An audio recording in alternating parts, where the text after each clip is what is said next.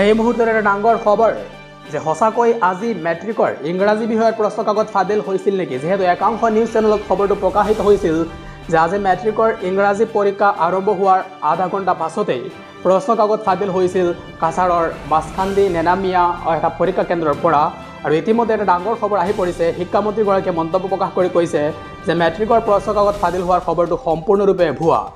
মেট্ৰিকৰ পৰীক্ষাৰ প্ৰশ্ন কাকত ভাইৰেল হোৱা সন্দৰ্ভত অসমৰ শিক্ষামন্ত্ৰী ডক্টৰ ৰনজ পেগুৱে এক বিস্ফোৰক তথ্য প্ৰকাশ কৰিছে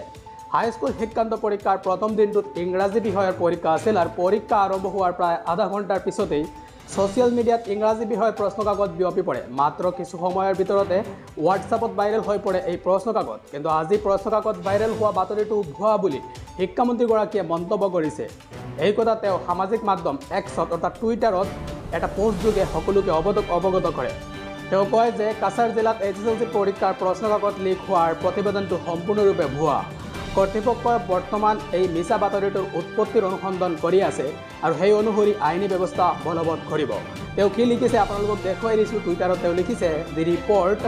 of HSLC examination question paper leak in Kasar district are false. Authorities are currently probing the origin of this false news and will enforce legal measures accordingly. অৰ্থাৎ শিক্ষামন্ত্ৰীগৰাকীয়ে ক্লিয়াৰলি কৈছে যে এই প্ৰশ্ন কাকত ফাদিল হোৱাৰ যিটো খবৰ বা যিটো অভিযোগ উত্থাপন হৈছিল এইটো সম্পূৰ্ণৰূপে ভুৱা আৰু যিসকলে এই খবৰটো প্ৰথমতে প্ৰকাশিত কৰিছিল বা উৎপত্তিস্থল যিটো এইটোৰ ওপৰত এতিয়া তদন্ত কৰা হৈছে আৰু আইনী ব্যৱস্থা গ্ৰহণ কৰা হ'ব বুলি তেওঁ উল্লেখ কৰিছে